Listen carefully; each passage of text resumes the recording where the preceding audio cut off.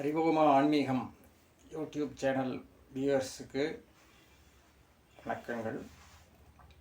இன்றைக்கி நம்ம பார்க்க போகிற டாப்பிக்கு ரொம்ப டிஃப்ரெண்ட்டான டாப்பிக்கு. அதாவது பிறப்புன்னு இருந்தால் இறப்புங்கிறது உண்டு. இது எல்லாருக்குமே பொருந்தும், இந்த பிரபஞ்சத்துக்கும் பொருந்தும். அது மாதிரி இப்போ நம்மெல்லாம் பிறந்துட்டோம், ஒரு நாளைக்கு என்றைக்காவது ஒரு நாள் போய் சேர போகிறோம். சரி, அதை பற்றி இப்போ என்ன அவசரம், அது இப்போ என்ன அவசியம் அப்படின்னு சொல்லி கேட்கலாம். இருக்குது, அதனால தான் இந்த வீடியோ போட்டிருக்கு. அதாவது நாமெல்லாம் என்ன நினச்சிட்டு இருக்கோம் அப்படின்னு சொன்னாக்க, ஆண்டவன் ஏதோ எல்லார் தலையிலையும் ஒரு டேட்டு அண்ட் டைமை எழுதி வச்சு அந்த டயத்தில் அந்த டேட்டில் நம்மளை அழைச்சின்னு போயிடுறார் அப்படிங்கிற மாதிரி நம்ம நினச்சிட்டு இருக்கோம். ஆனால் உண்மை அப்படி கிடையாது. அப்படின்னா என்ன எழுதி வச்சிருக்காரு அப்படின்னு சொல்லி கேட்டால், அவர் நம்ம பிறக்கும் போதே இத்தனை நம்பர் ஆஃப் பிரீத்திங், அதாவது சுவாசத்தை இந்த ஜீவன் விடணும் அப்படிங்கிறத தான் அவர் எழுதி வச்சிருக்கார். அதாவது இப்போ ஃபார் எக்ஸாம்பிள்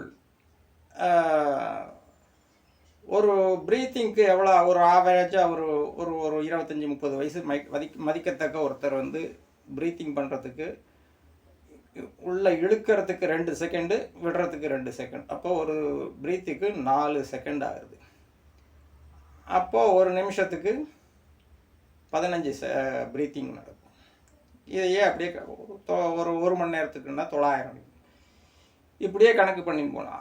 அதாவது நமக்கு இத்தனை கோடி, அதாவது ஒரு 50 கோடி 70 கோடி அப்படின்னு சொல்லி நம்ம தலையில் எழுதி வச்சுருக்காரு. ஒவ்வொருத்தரும் அது எல்லாரும் அவாவா வாங்கிட்டு வரோம் எவ்வளவோ அது அந்த கடைசி பிரீத் முடியும் போது நம்மளை அவர் கூட்டின்னு போகிறார். சரி, இதில் என்ன இப்போ விசேஷம் அப்படின்னு சொல்லி கேட்டால், இந்த ஆயுட்காலத்தை அவர் பிரீத்தை தான் இது மென்ஷன் பண்ணியிருக்காரே ஒழிய ஆயுட்காலம் இவ்வளவுங்கிறத சொல்லலை. 70 வருஷமா 60 வருஷமாங்கிறதெல்லாம் மென்ஷன் பண்ணல. அதனால் இதுதான் விதிங்கிறது.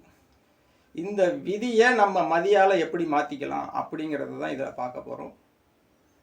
இப்போ இந்த பிரீத்து இதனால் நம்மளுடைய ஆயுட்காலத்தை எக்ஸ்டெண்டும் பண்ணிக்கலாம்.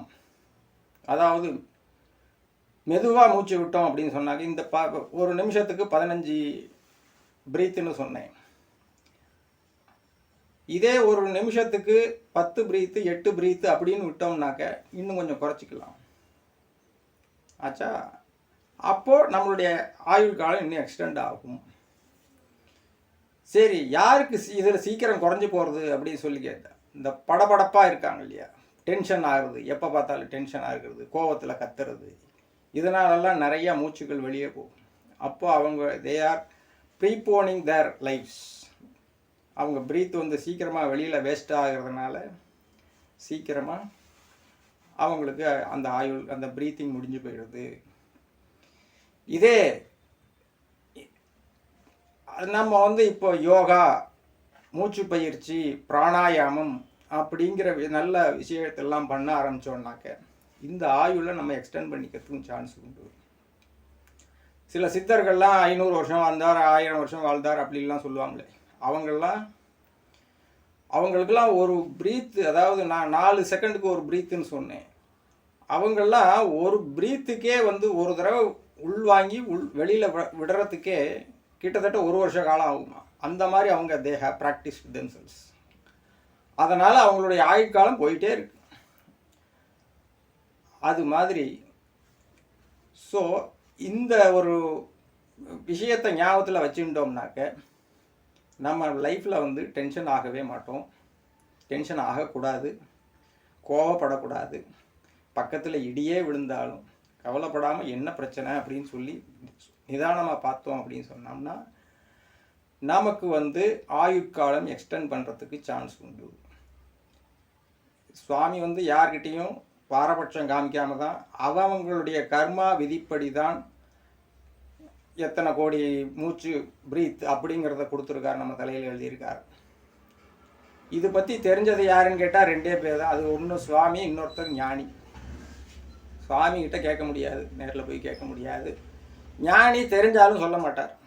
அதனால் அவரும் ஒவ்வொருத்தரும் நம்மளுடைய வாழ்க்கையில் எந்த ஒரு பிரச்சனைக்கும் டென்ஷன் ஆகாமல் கோபப்படாமல் இருந்தோம் அப்படின்னு சொன்னால் நம்மளுடைய ஆயுட்காலமும் நன்னாவே இன்க்ரீஸ் ஆகும்.